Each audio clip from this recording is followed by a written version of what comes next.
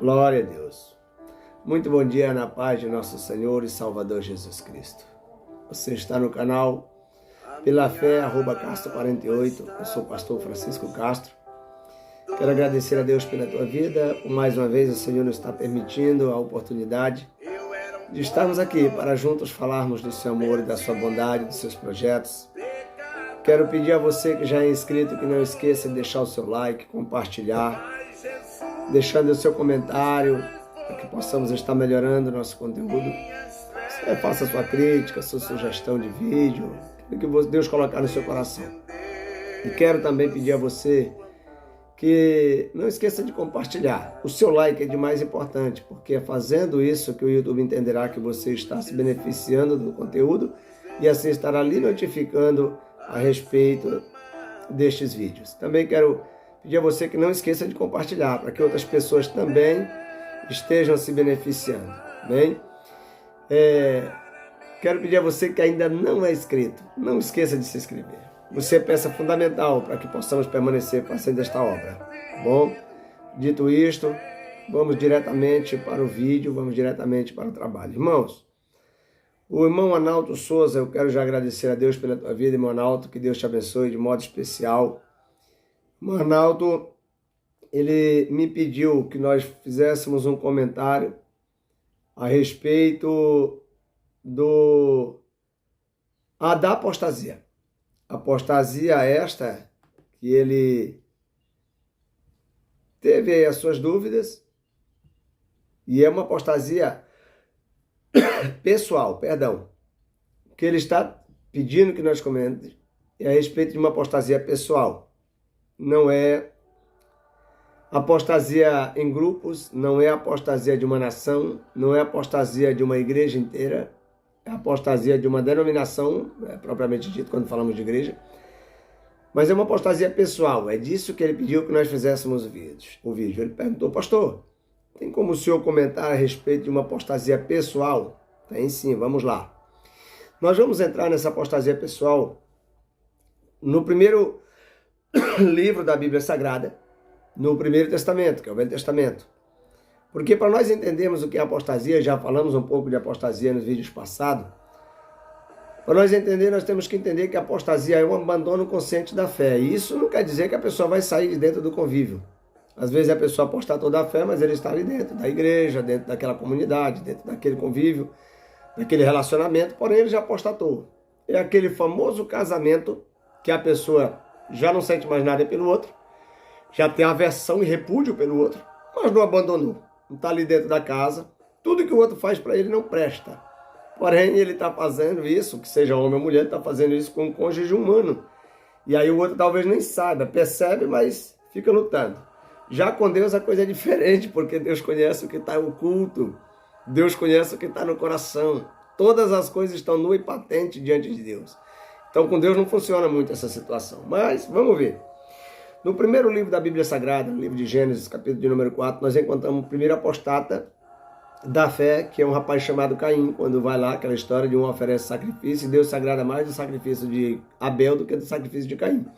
Caim é apostata da fé e se torna inimigo de Deus, e Deus é necessário, ali agora, faz-se necessário Deus amaldiçoar Caim, Caim vai embora. Dele vem a descendência, o Nimrod está lá no meio da descendência de Caim, um homem extremamente mau e poderoso. Todo mundo que é apostata da fé tem a tendência de se tornar poderoso, porque ele precisa preencher aquele vazio de Deus com alguma coisa. E aí ele vai buscar preencher no poder, no domínio. E aí cada vez mais ele se distancia de Deus. A segunda pessoa da Bíblia Sagrada, eu vou te dando referências daí para você pesquisar depois. Segunda pessoa que se apostatou da sua fé na Bíblia Sagrada chama-se Onri. Acho que avô de Acabe, uma coisa assim. Porque abraçou a doutrina de Absalão e aí apostatou da fé e foi fazer o que não deveria ser feito, desviando o povo de adorar a Deus. Terceira pessoa, Acabe. Isso sem eu querer falar ainda de Balaão, mas vamos lá. Acabe se distanciou de Deus o que pôde. Acabe era israelita, era da nação, casou-se com Jezabel, que era uma mulher cheia de coisa ruim no couro, e Acabe se distanciou tanto de Deus, mas tanto de Deus, que Acabe acabou contaminando quase que a nação toda. E Elias era o único que se opunha a ele abertamente. E um certo dia Elias já achava que a nação de Israel não tinha mais solução, e Elias vai e diz assim: Senhor, mataram todos os teus profetas, só eu escapei. Deus diz a Elias: não, Elias, ainda tem 7.000 por aí. Só que mesmo os 7.000 eram pouco, porque a nação de Israel era muito grande, só havia 7.000 pessoas fiéis. Então, a nação de Israel havia se distanciado o máximo que pôde de Deus por causa da idolatria de Acabe e da perseguição ferrenha das doutrinas que lhe eram ensinadas, a ponto de lá no livro de Apocalipse ainda lembrarem da doutrina de Jezabel. Mas tudo bem, vamos lá.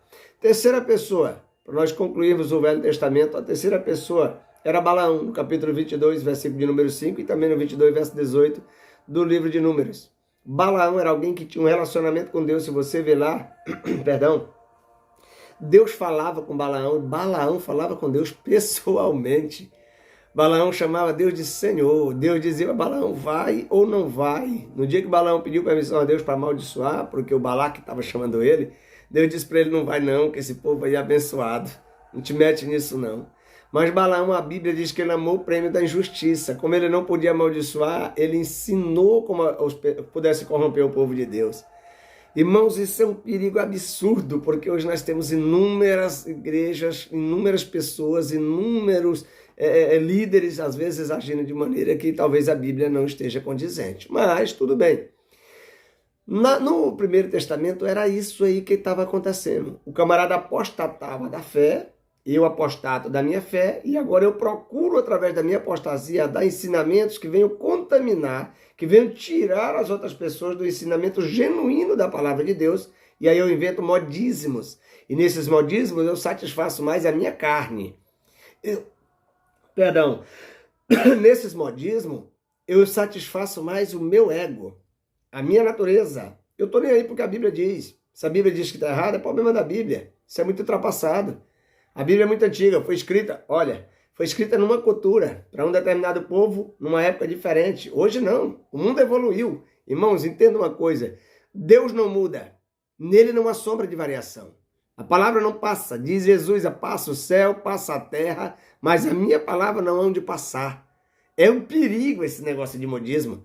Por quê? Porque nós estamos apostatando da fé principal, que a fé principal é essa aí. Pedro diz no capítulo de número 2 que nós devemos desejar a palavra de Deus como uma criança deseja o leite genuíno. Olha, a palavra de Deus não é os modismos. Mas tudo bem, vamos voltar para cá, para a Bíblia Sagrada, para nós ver a respeito da... Eu estou só dando referência e você lê em casa, que fica melhor, porque senão o vídeo fica muito longo. Mas no Primeiro Testamento, esses aí são exemplos claros de apostasia da fé.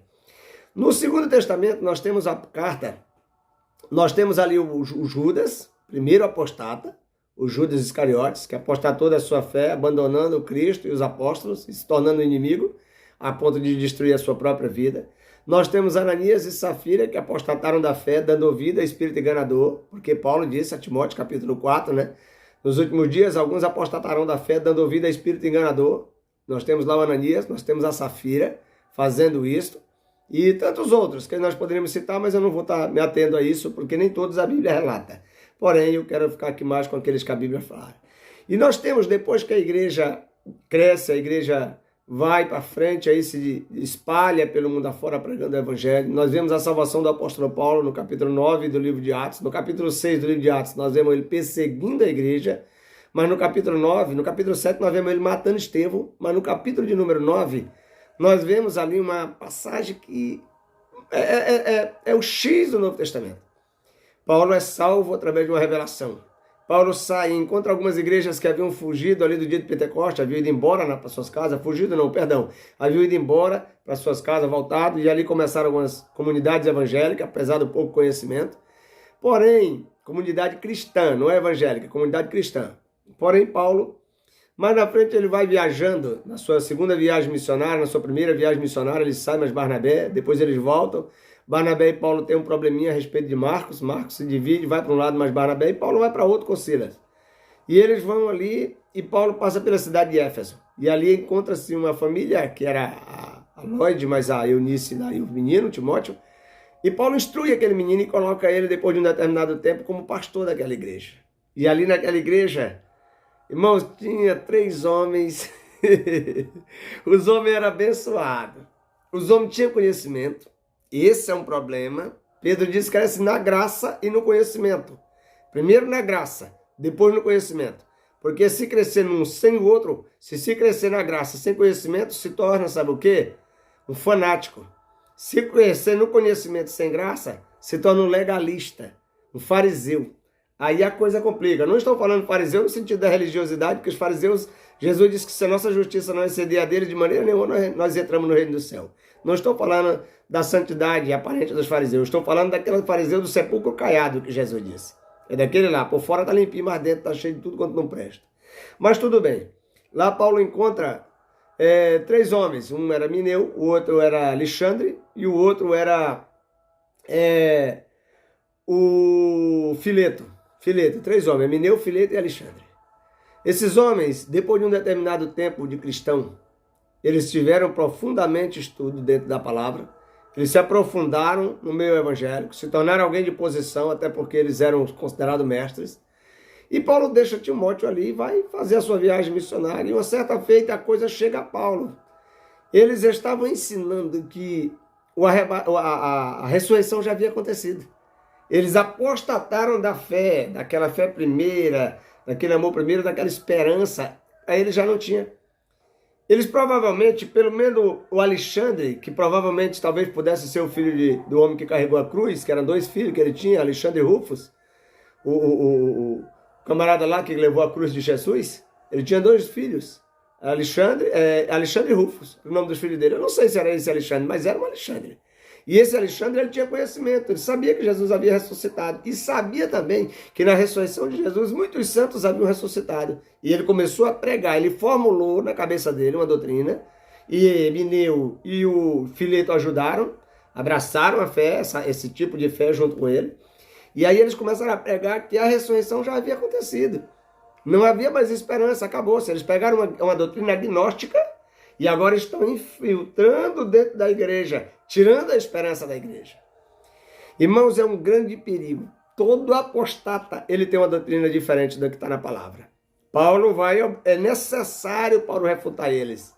E diz a respeito de Alexandre, por causa do conhecimento, todo mundo sabe que Paulo tinha um conhecimento muito grande, a ponto de escrever 13 cartas do Novo Testamento. Mas Paulo disse, olha, Alexandre, esse latoeiro, esse homem se opôs a mim. Esse homem foi o pior opositor que eu já tive. Me causou muitos males. Sabe, Paulo está falando a respeito de uma apostata que não saiu da igreja. Paulo está falando a respeito de 3 apostatas que não saíram da igreja. Não é aquele rapaz de 1 Coríntios, capítulo de número 5, lá que Paulo diz, olha, isso aí tem uma fornicação tão grande que está pegando até a mulher do pai dele. Paulo diz, não, entrega isso aí para Satanás, para que Paulo está dizendo, disciplina ele, porque ele vai sofrer e ele vai voltar, ele vai se arrepender. Mas esses aqui eram sem arrependimento. Esses 3 aqui não tinha como voltar atrás, porque eles apostataram da fé, eles começaram a lutar contra a fé verdadeira, eles praticamente negavam a Cristo. Por quê? Porque os modismos, as coisas que o mundo oferece, essas doutrinas, deram vida à doutrina de demônio, isso vai cauterizando a consciência da pessoa e vai matando ele. Eu espero que este vídeo esteja te ajudando a entender. Estude mais sobre Mineu, sobre Fileto e sobre o Alexandre Latoeiro. Estude mais sobre esses 3 homens. Está lá no capítulo 1 do livro de Timóteo, verso de número 20. Está também no capítulo de número 1 de 1 Timóteo, do 3 ao 7. Está lá a história desses homens. E também no capítulo 2, verso 2 ao 18, lá no verso 18, ele diz que eles negavam a ressurreição de Jesus. Paulo é necessário que Paulo explique isso tanto aos coríntios quanto à igreja de Timóteo, quanto à igreja de Tessalônica. Foi necessário, porque uma falsa doutrina, ela se espalha. Um apostata, ele ajunta grupo muito rápido. Um apostata, eu não sei como que ele consegue fazer, mas ele consegue. O espírito enganador que está nele tem uma facilidade de permear, uma facilidade de ajuntar povo, uma facilidade de conquistar muito grande.